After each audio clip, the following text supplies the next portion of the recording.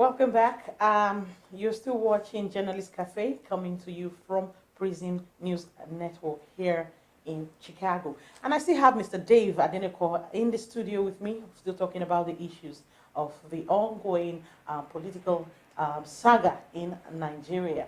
Now, Mr. Dave, before we went on break, I was going to tell you that some dignitaries have actually come out to speak against what they call the impunity of the president of Nigeria, President Muhammadu Buhari. And I think notably among them is the former president himself, Chief Olusegun Obasanjo, who has come out to say that what he is doing, what President Buhari has done is against everything that stands for democracy. And we also have people like Tiwa Danjuma also coming out to speak against the move by the president. But however, we want to also hear from people, everyday people on the street who are also concerned. And let us hear from some Nigerians on what they think about the ongoing drama right now in Nigeria. Let's take a break and we'll be right back.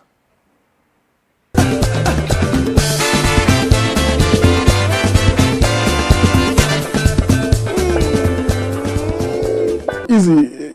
I just laugh. You see, Fela sang one song. That guy is Arambamendao. He said, when go slow, cash you for your house. Only make here. Nigeria is in a state of endemic pandemic situation. A state whereby you cannot say whether we will get out of the cholera we are in, like yellow fever. You know, yellow fever that Fela sang is of two types. The yellow fever of the government and the yellow fever, the real yellow fever. He said, if yellow fever catch you, you cannot be healed of it. But let's put that aside. You see, a country whereby institutions is being attacked is a country heading for war. The best of war is not fought on the battlefield. The best of war is before the war and after the war on the war table. And that is why Nigerians all encompass everywhere here, you must come out to actually fight against this judicial homicide. The incarceration of politics, of democracy, is what PMB, President Muhammadu Buhari, is actually, because he acts with impunity. If he says he wants to fight corruption, there are so many corrupt people under his government that he is not attacking. Why is it that he is fast-tracking a perceived corrupt issue that he does not even have the statutory liberty to do? He is the president, he is the CJN.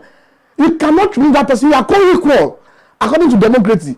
You see, Nigeria, you see, well, I thank God you have been bullshitted. This man said Nigerian youths are lazy. I believe you are lazy. If you are not lazy, you will all get your PVC and get to vote the right man in.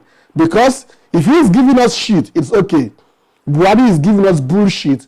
And bullshit, Abba, Mioleba, Awon Ogawa, Obasanjo, Onwambe, Jagaban. It is the most unfortunate thing that Yorubas are the one that are even giving this man the leverage of whatever. As to Hati, Ella Diboyi, God bless you.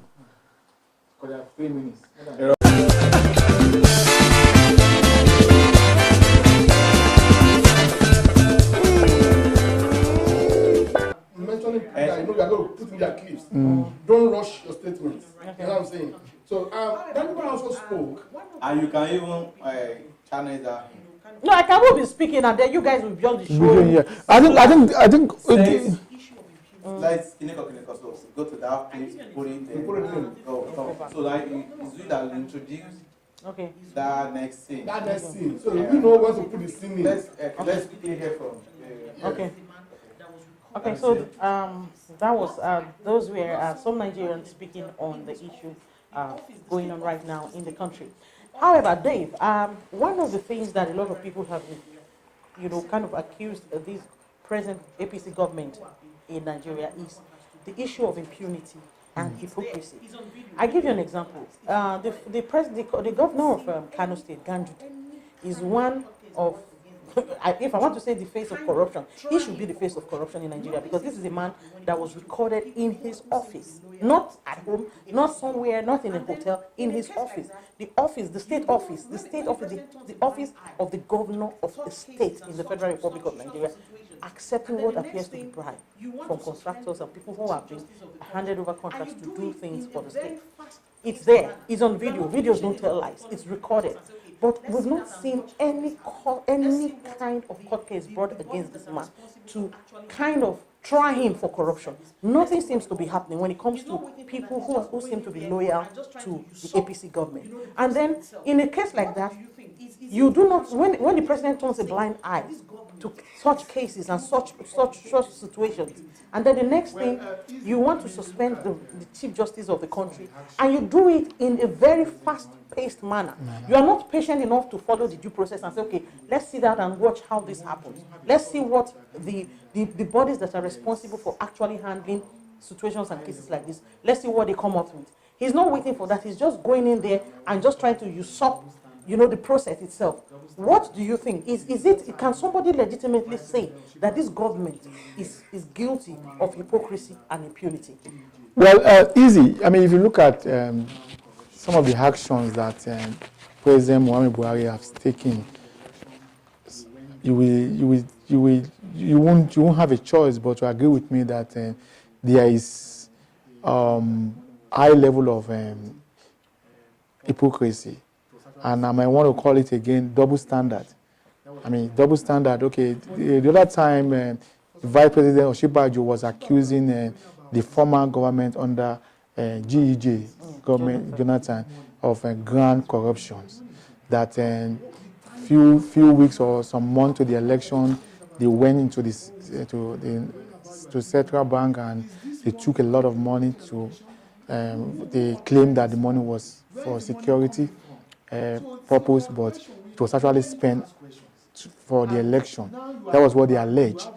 But if you look at it again, for some time now, Osinbajo has been going about distributing money in marketplaces, giving money. The question is, where did he get the money from?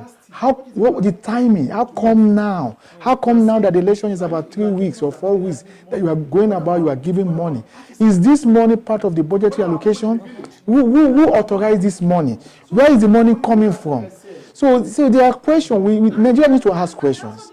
And now you have the audacity to accuse PDP of grand corruption when you yourself you are doing similar thing, and you are giving money to traders. Okay, what is the yardstick? What is the parameter of giving money to people? And we have seen it. You are saying you are telling us that traders need money. What about artisans? What about people in the village that needs money? So when you look at it, like I said, it's all moribund. And I also need to remember. I also need to bring it to your attention. You remember the APC national chairman, former governor of Edo State, Shomole, came out to say, if you are a sinner, once you come into the APC, your sins are forgiven, and you become a saint. That's the quoting him right now. And we have seen it in so many cases. Look at cases of the former governor of Akwa Ibom, Akpabio.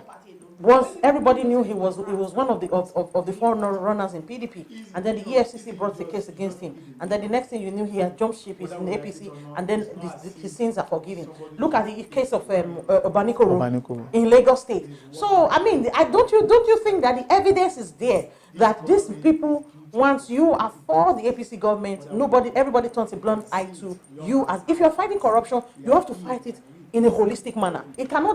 Corruption cannot be tied to the opposition party alone. When you yourself, you have rats and cockroaches within your party. Easy, you just hit the nail on the head.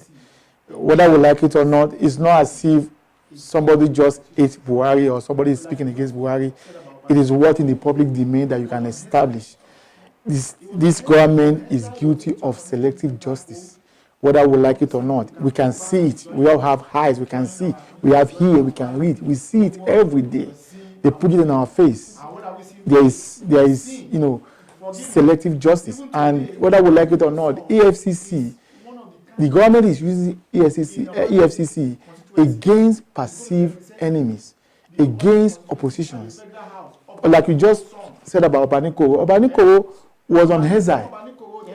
He was on Hezai. From Hezai, he was able to connect himself back home, and they promised you, if you can come back and join us, join our party, don't worry, your sins are forgiven.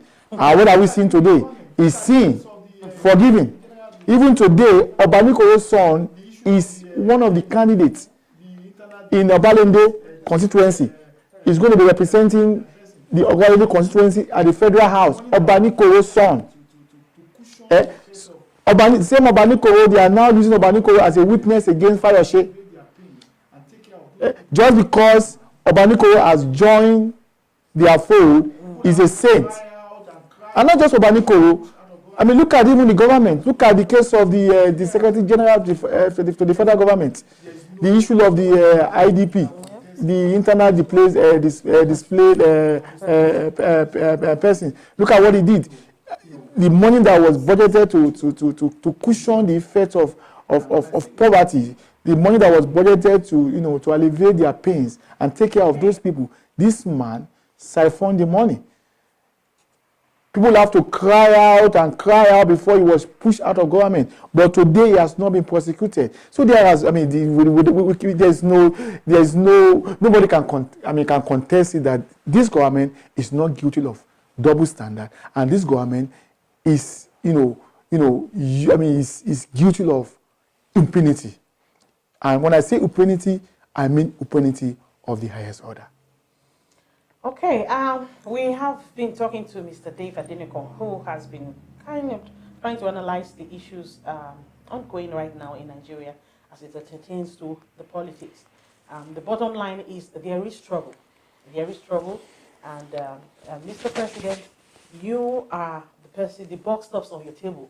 Whatever happens in that country, you will have to take responsibility one way or the other. And you have sworn an oath to protect the democracy of that country and to oppose the constitution of that country. So whatever happens, you need to do and act within the law as is stated in the constitution. I'm going to give the last words to Mr. Dave. I'm sure he has something to say concerning these issues that we have discussed so far. Mr. Dave, let me give you the last word. Well, my last word is this. My last word is that the country is drifting towards disintegration if care is not taken. If this democracy fails today, Nigeria might disintegrate. There might be civil unrest that will lead to, people have been agitating for their own, sovereignty within the nation state called Nigeria. Biafra is there. The Middle Belt have started also. The Yorubas too, they are saying that they want Yoruba nation. Even the Niger Delta, they are saying they want their own country. The only thing that actually unites us together is the Constitution. So once there is a Constitution, everybody knows the do and don't. Once there is a Constitution, we know, this is judiciary, this is the executive, this is the legislature. That guide. That's that the Constitution is the umbrella, is the political umbrella that bring everybody together, that unite the whole country together. And once that Constitution failed, once the Constitution is abolished, one is declared as null and void ultra vires, the next thing is anarchy. So what I want to tell Nigeria now is that the lover of democracy needs to rise up and defend this democracy. Fight for the Constitution to be obeyed, regardless of who you are. Nigeria must fight now. And I'm going to leave us with the words of Martin Nioma. Martin Nioma was a theologian. He was a German. He fought vehemently against Nazism in the 1930s. This is what he said. He said, they came for the communists. I did not speak out because I wasn't a communist. They came for the socialists. I did not speak out because I was not a socialist. They also came for the trade unionists. I did not speak out because I was not a trade unionist. They went ahead, they came for the Jew. I did not speak out because I was not a Jew. And now they came for me. And there was nobody to speak out for me. Nigeria, wake up from this slumber. Fight for your democracy. Defend your democracy. Tell Mr. President, you are crossing the boundary. You must respect Constitution that you sworn to uphold when you are taking office. I rest my case. Okay, that's our package for this maiden edition of the program, Journalist Cafe. We have been speaking to Mr. Dave Adeneko. Dave, thank you so much for your your input into these issues and that is ongoing in Nigeria. It is the hope and the aspiration of all of us that Nigeria will be settled politically and it will be a country that will be proud to call home.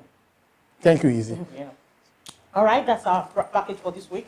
We'll see you next week on another edition of the program, Journalist Cafe. My name is Isimeme Stephen. See you next week. Bye.